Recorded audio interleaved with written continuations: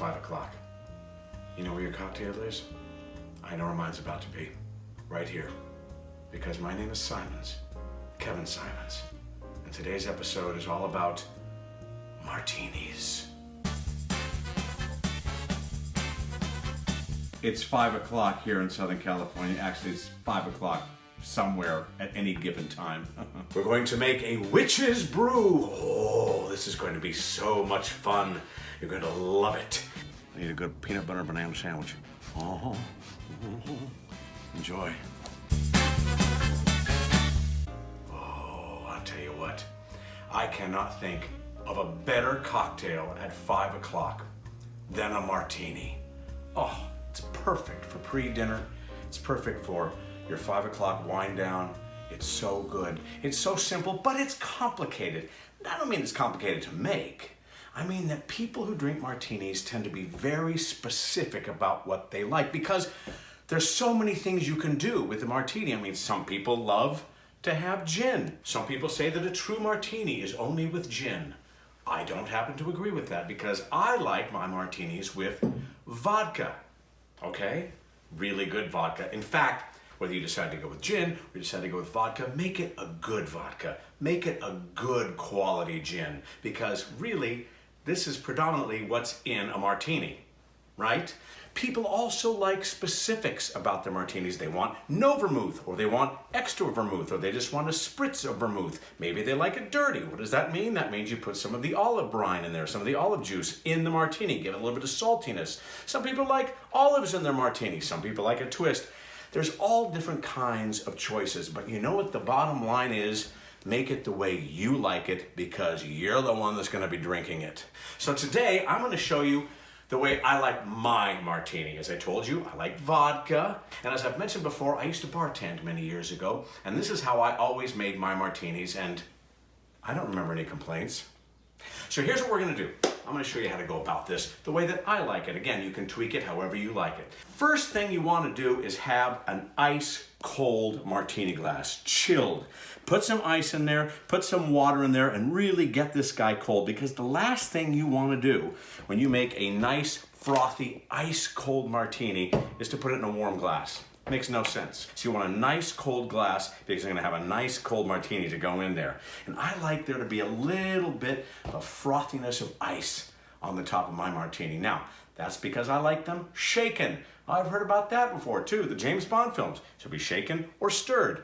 Either way, whatever you like. I like mine shaken. I like to have it really cold. Some people say that that bruises the alcohol. I don't care. That's how I like it. Some people like to stir it. That's also say it takes more time. You get a little more water in the martini. That's fine too. I like mine shaken. So this is how I'm gonna make mine, all right? So get that nice and chilled, which this has been chilling for a while. So now I'm just gonna toss this out of the glass. All right. Ooh, look at that. And then vermouth, all right? I like a little bit of vermouth, not a lot.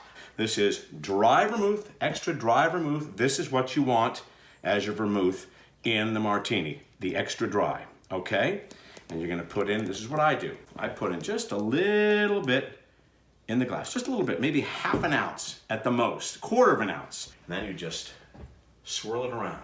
So it's just a little smidgen of that vermouth. You swirl it around the glass, coat the glass with it, and then you dump it out, right? That's all the vermouth you need, just to coat the glass, just a little hint. I also have a cool little thing.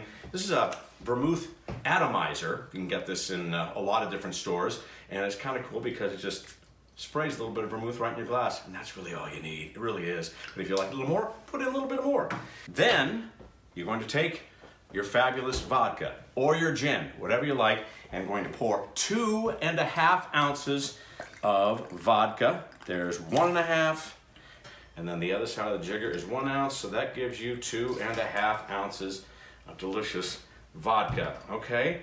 And that's it. Shake it up vigorously. Now, some people say it's important to shake your cocktail for 30 seconds. I have a Fitbit on, and I can't see it, but I'm going to estimate it to be about 30 seconds. So my hand is telling me that it's getting really cold because it's about to freeze off. So you just keep going. Oh, that nice froth on the top. Just those nice little ice flakes on the top of it. Okay, that should be about right. All right, feels nice and cold, I'll tell you that. I'm gonna take this off of here, and I'm gonna get a strainer so that I can get those little flecks of ice on top. Look at that. So simple. See, I told you that's all the vermouth you really need, because you got it coated in the glass and just pour it around there, and that little bit gets in there. I mean, that's it. It's so simple, but it's so good. And this is the way I like it. Like I said, you can tweak it however you want to. You can put some olive juice in there if you want to, whatever you want. Okay, there you go. There it is. Nice and frothy, nice and cold, little bit of layer of ice on there. Now what I like to do is just put in a couple of olives. And boy, I'll tell you what, that's some good drinking right there. Ice cold. Now that's just perfect. Perfect for me. I'll have just a hint of the vermouth in there. And ice cold vodka. Oh, happy 5 o'clock. Happy pre-dinner. I'll tell you what, I got a couple more types of martinis to show you also. I think you're gonna like those too. Enjoy it. Ooh, slurping that down.